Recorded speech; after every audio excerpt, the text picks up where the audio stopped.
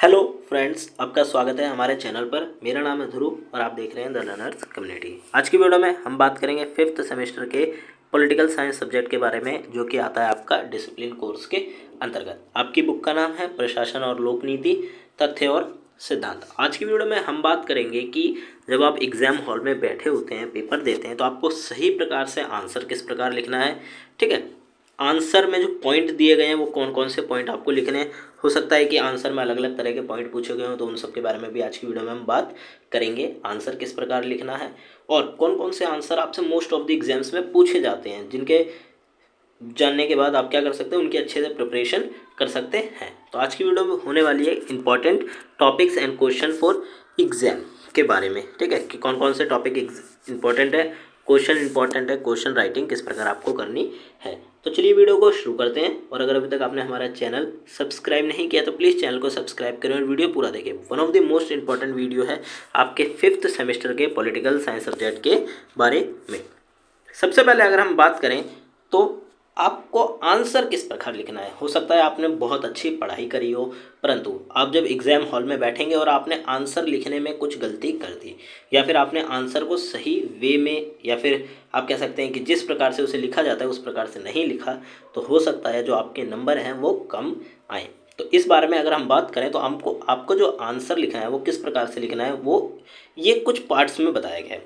सबसे पहले आता है आपका, देखिए आपसे क्वेश्चन पूछा गया हो, तो शुरुआत में आपको क्या करना है, जो क्वेश्चन में चीज़ें पूछी गई हैं ना, उनको थोड़ा सा एक्सप्लेन कर देना, मतलब परिचय दे देना है। क्वेश्चन किसी भी टॉपिक के बारे में हो, उस टॉपिक के बारे में आपको क्या करना है, 5 से 6 लाइन या फिर 6 से 7 लाइन में आपको क्या करना है, परिचय दे देना है। परिचय देने से क्या होगा कि एग्जामिनर जब पढ़ेगा तो उसे पता चलेगा कि हाँ, कोई आप ऐसा तो नहीं है कि आप हर आंसर से ऊपर एक जो क्वेश्चन है वो लिखा करते हैं, क्योंकि एग्जाम हॉल में इतना टाइम नहीं होता कि आप क्वेश्चन भी लिखें देन उसका आंसर नोट डाउन करें। तो आपको क्या करना है, आंसर का परिचय दे देना है 6 से 7 लाइन में अराउंड।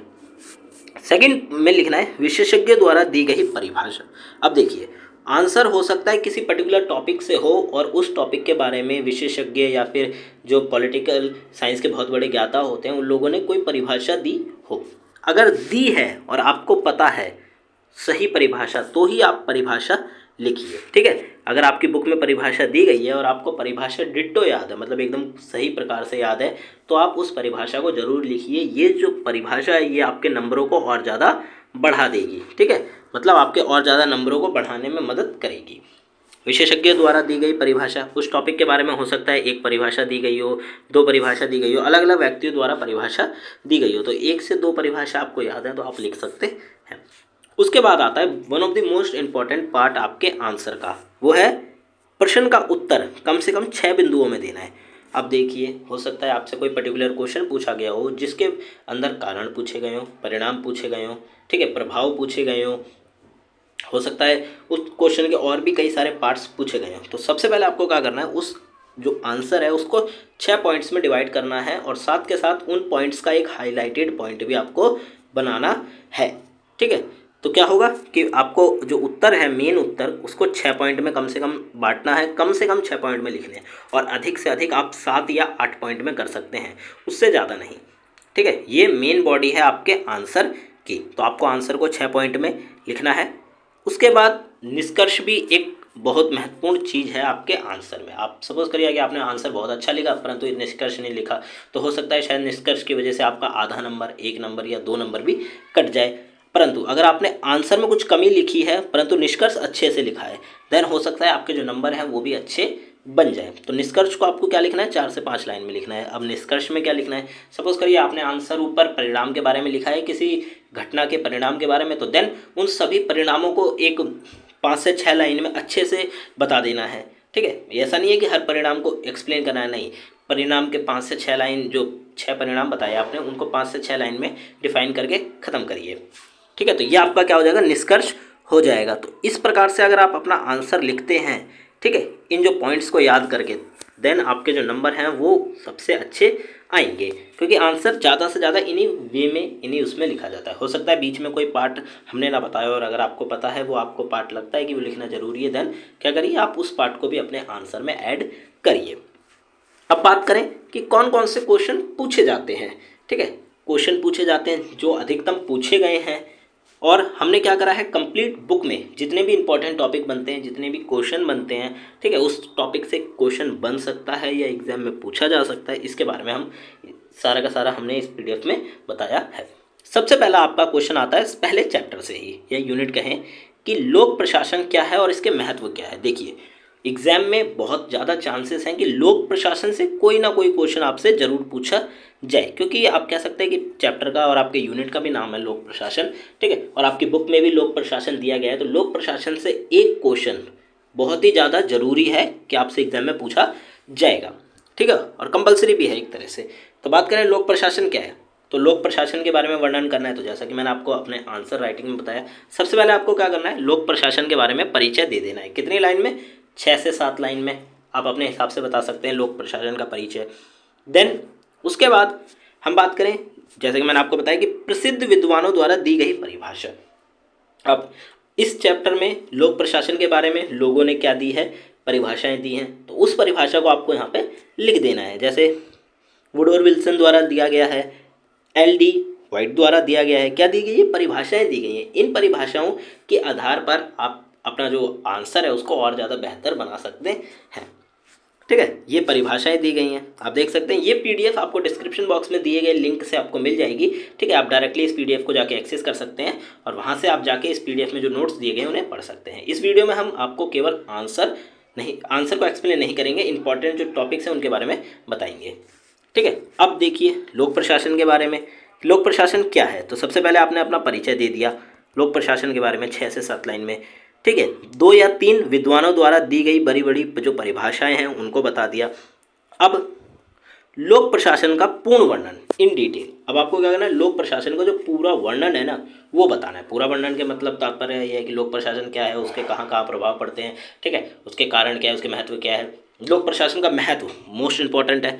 देखिए इसके बारे में सेपरेट ऊपर क्वेश्चन में भी पूछा गया था और यहाँ पे भी पूछा गया है। इफ़ आस्क इन क्वेश्चन, देखिए अगर आपसे लोक प्रशासन का महत्व आपके क्वेश्चन के अंतर्गत ही पूछा जाता है, देन आपको लिखना कंपलसरी है क्योंकि वो क्वेश्चन में पूछा गया है। परंतु अगर आपके क्वेश्चन में नहीं पूछा गया और आपने अपना आंसर कंप्लीट कर लिया, देन आपको लगता है कि आपका आंसर थोड़ा छोटा है या फिर उसमें कंटेंट की कमी है, तो आप लोक प्रशासन के महत्व को भी बता सकते हैं।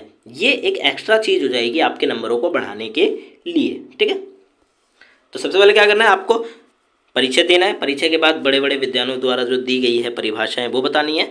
उसके बाद लोक प्रशासन का पूर्ण वर्णन करना है। कम से कम आपको ये 6 पॉइंट में तो निम्नलिखित कम से कम 6 पॉइंट में तो करना ही है। 6 पॉइंट से क्या होगा कि आप, और मेन पॉइंट जो लिखना जरूर याद रखिए कि मेन पॉइंट लिखा देन उसको एक्सप्लेन किया, मेन पॉइंट लिखा देन उसको एक्सप्लेन किया।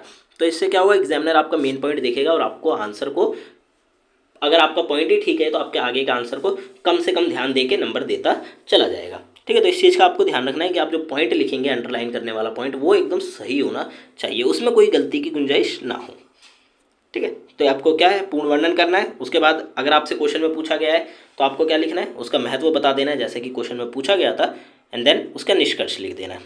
अब इस कंप्लीट चैप्टर के बारे में हमने पूरी की पूरी प्लेलिस्ट बना रखी है, ठीक है, आप जा सकते हैं। और ये बुक भी हमारे चैनल पर कंप्लीट है, आप जाके इस बुक के जितने भी नोट्स हैं उन सबको अच्छे से पढ़िए ताकि आपके जो नंबर हैं एग्जाम में अच्छे से अच्छे आ सके। हमने बहुत अच्छे प्रकार से इसको डिफाइन किया है आप अपने जो वीडियोज़ हैं एक्सप्लेनेशन वीडियोज़ उनमें।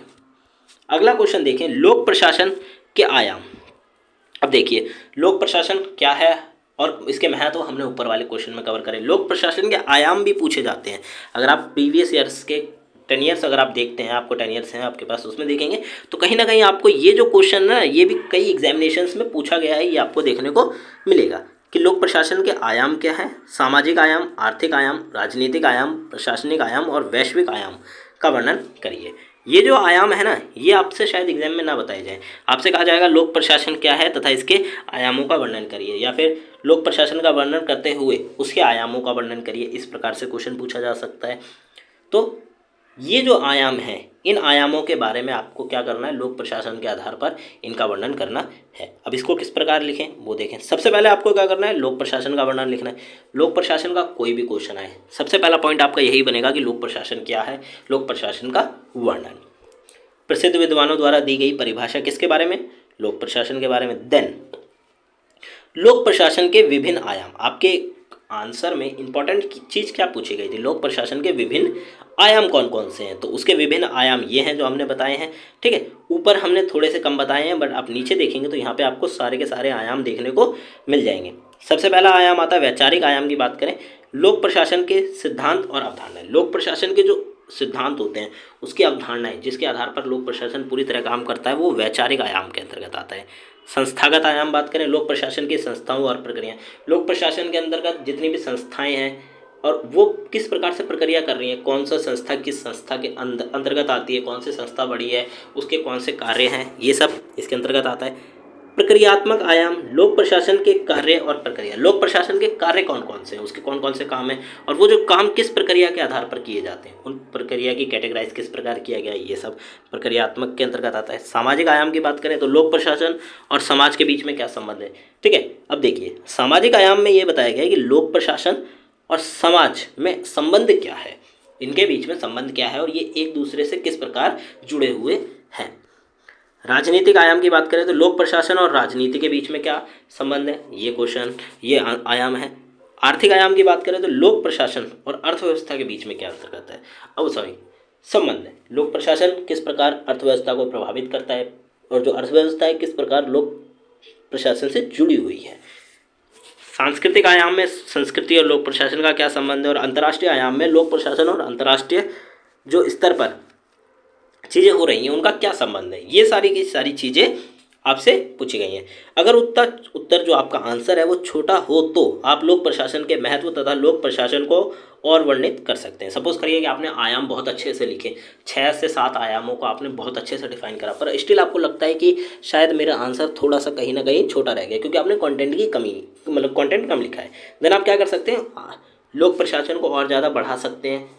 ठीक है, आप बिल्कुल भी ऐसा मत सोचिए कि हम आंसर को बढ़ा, नहीं, आपने 6 पॉइंट बनाए, आपको लग रहा है कि आपके जो 6 पॉइंट है उसमें लिखावट जो है, कंटेंट है वो छोटा है, कम है, तो आप महत्व को बना दीजिए, महत्व को लिख दीजिए, साथ में लोक प्रशासन को और ज़्यादा बढ़ा दीजिए। तो जिससे क्या होगा, आपका जो आंसर है वो ऐसा लगेगा कि हाँ डिटेल्ड में लिखा गया है। ठीक है, आंसर में किसी चीज़ की अगर कमी है तो दूसरी चीज़ को हम बढ़ा सकते हैं जिससे कि आंसर और थोड़ा ज़्यादा बढ़ जाए। परंतु ऐसे बिल्कुल भी मत करिए कि आंसर में पूछा कुछ गया है और आप किसी और टॉपिक को बहुत अच्छे से एक्सप्लेन कर रहे हैं, ये आपके लिए बहुत ज़्यादा गलत चीज़ हो जाएगी। देन इसके आपके नंबर भी कट सकते हैं।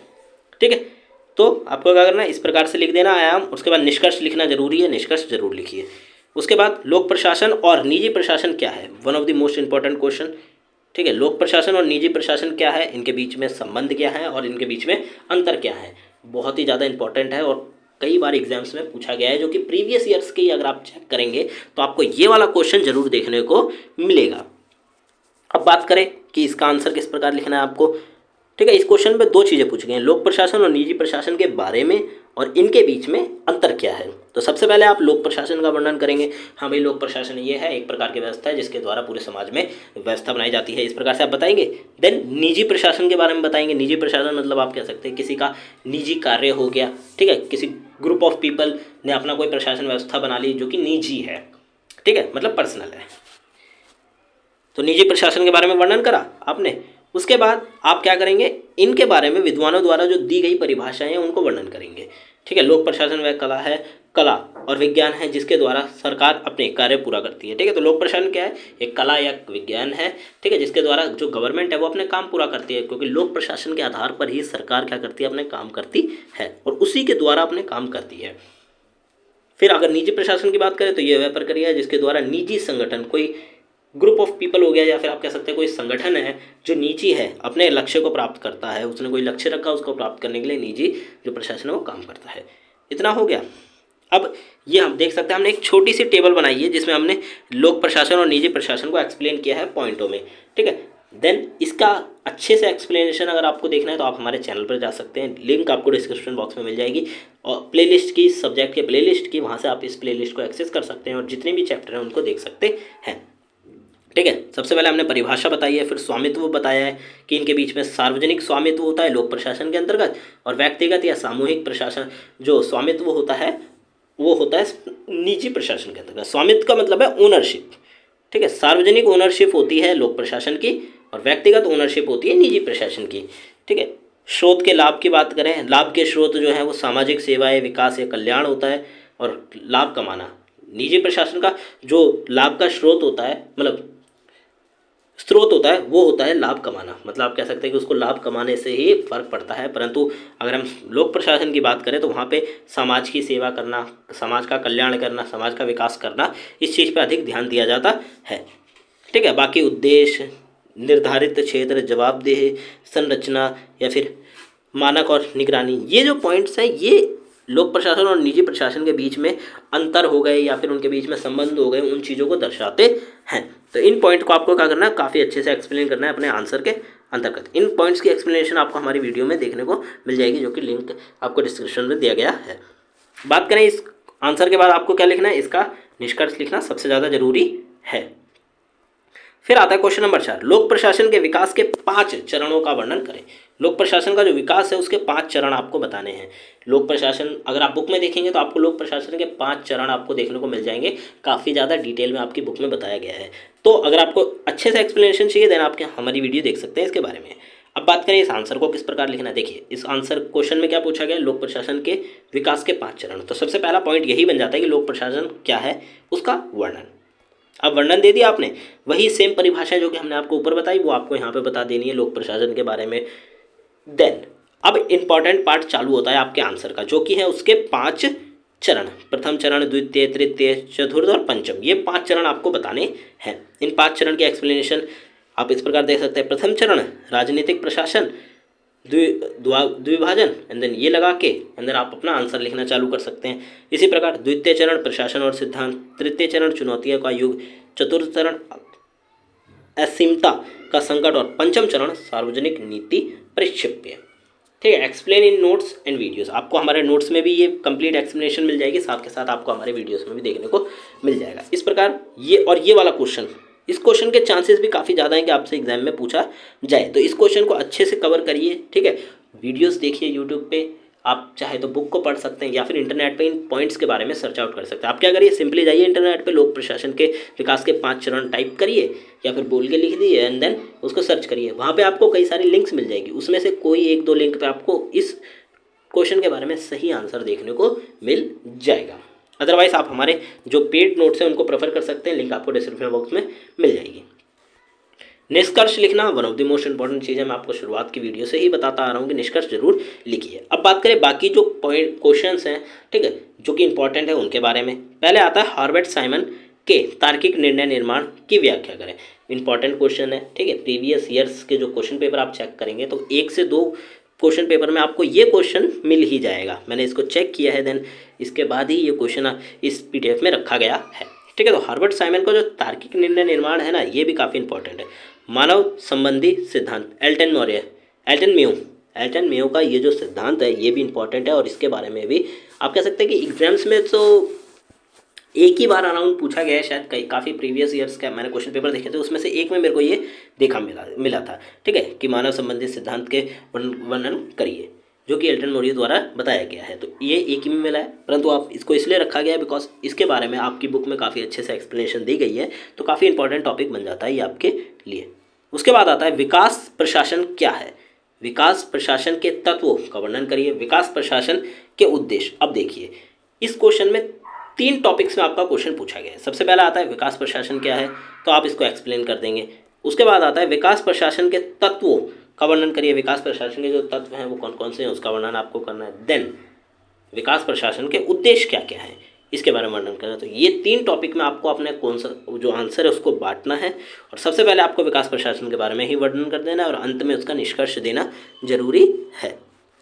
बात करें लोक नीति का क्या, जो लोक नीति है उसका वर्णन करना है। ये का नहीं आएगा यहाँ पे। ठीक है, लोक नीति का वर्णन करें। लोक नीति का वर्णन करें। लोकनीति के प्रकार, लोकनीति की प्रासंगिकता का वर्णन करें। अब देखिए इसमें भी हो सकता है, इस क्वेश्चन के आधार पर हो सकता है आपसे 2 ही चीज़ पूछी जा सके। हो सकता है आपसे लोकनीति का वर्णन पूछे, देन उसकी प्रासंगिकता पूछ ले, या फिर लोकनीति क्या है और उसके प्रकार पूछ ले। ठीक है, तो इस चीज़ को ध्यान रखना है कि आपको जो हो सकता है कि ये पूरा ना पूछा जाए, इसमें से हो सकता है 2 पार्ट पूछे जाए, 1 पार्ट पूछा जाए या तीनों ही पूछ लिए जाए। तो आपको क्या करना है, सबसे पहले लोकनीति का वर्णन कर देना है। उसके बाद अगर लोक नीति के बारे में कोई परिभाषा दी गई है तो उसको बता देना है और अंत में मतलब सेकंड पॉइंट में आपको लोक नीति के प्रकार बताने हैं, कौन कौन से प्रकार हैं, उन प्रकार को पॉइंट में जरूर लिखना है। और आखिर में आता है आपका लोक नीति की प्रासंगिकता का वर्णन करना है, मतलब लोक नीति वर्तमान समय में प्रासंगिक है या नहीं है। ठीक है, इस चीज़ को आपको ध्यान में रखना है। तो ये जो आपकी कंप्लीट बुक के इंपॉर्टेंट क्वेश्चंस हैं, ठीक है, इंपॉर्टेंट टॉपिक्स हैं जिनसे आपसे आंसर पूछा जा सकता, सॉरी क्वेश्चन पूछा जा सकता है आपके एग्जाम में, जो कि होने जा रहे हैं दिसंबर और जनवरी में। तो सही प्रकार से इन क्वेश्चंस को कवर करिए। ठीक है, इन क्वेश्चन, अगर आपको इन क्वेश्चंस के आंसर वीडियोस चाहिए एक्सप्लेनेशन के साथ तो आप जरूर बताइए, हम इनके शॉर्ट आंसर्स जो हैं वो आपको जरूर बताएंगे। और अगर आपको एक्सप्लेन में भी चाहिए डिटेल में तो भी आप हमें कमेंट करिए, उसके बारे में भी हम वीडियो जरूर बनाएंगे। आपको वीडियो कैसी लगी आप हमें जरूर बताएं। वीडियो अच्छी लगी तो प्लीज़ वीडियो को लाइक करें, शेयर करें, सब्सक्राइब करें। और अगर अभी तक आप हमारे टेलीग्राम ग्रुप के साथ नहीं जुड़े हैं तो लिंक आपको डिस्क्रिप्शन बॉक्स में मिल जाएगी। लिंक के साथ टेलीग्राम ग्रुप के साथ हमारा जरूर जुड़िए। और डाउनलोड आवर ऐप, जो हमारा नोट्स का ऐप है वो बन चुका है। ठीक है, प्ले स्टोर पे अवेलेबल है फ्री ऑफ कॉस्ट, आप जाके उसको जरूर डाउनलोड करिए। ऐप का नाम है द लर्नर्स कम्युनिटी DUSOL। ठीक है, इस ऐप के अंतर्गत आपको देखने को मिलेगा, नोट्स देखने को मिल जाएंगे फ्री में। SOL के जो अपडेट्स हैं वो आप चेक कर सकते हैं डायरेक्ट 1 क्लिक के। क्वेश्चन पेपर आपको प्रीवियस ईयर के मिल जाएंगे, सिलेबस अवेलेबल है। स्टूडेंट पोर्टल भी रखा गया है जिसके थ्रू आप अपने डायरेक्ट स्टूडेंट से लॉगिन कर सकते हैं। ठीक है, आप और भी कई सारी चीज़ें इसमें जोड़ी गई हैं। नोट्स स्टोर भी आपको दिया गया है, आप डायरेक्टली 1 क्लिक से हमारे नोट्स स्टोर पर जा सकते हैं और वहाँ से नोट्स को देख सकते हैं। ठीक है, आप अगर आपको परचेज़ करना है देन आपको लिंक वहीं पर मिल जाएगी। ठीक है, स्टूडेंट लॉगिन है, स्टूडेंट का रिजल्ट पब्लिश होता है, वहाँ पे भी आपको लिंक मिल जाएगी। सिलेबस BA प्रोग्राम, ठीक है, एंड देन BCom के सिलेबस भी हमने अवेलेबल कराए हैं, तो आप वहाँ जाके चेकआउट कर सकते हैं। लिंक आपको डिस्क्रिप्शन बॉक्स में मिल जाएगी। और अगर आप हमारे इंस्टाग्राम चैनल के साथ नहीं जुड़े हैं तो इंस्टाग्राम चैनल को भी जरूर ज्वाइन करिए जाके इंस्टाग्राम पे, एंड देन वहाँ पे अगर आपको कोई डाउट है तो आप हमसे पूछ सकते हैं। मिलते हैं अगली वीडियो में। Thanks for visiting on my channel guys.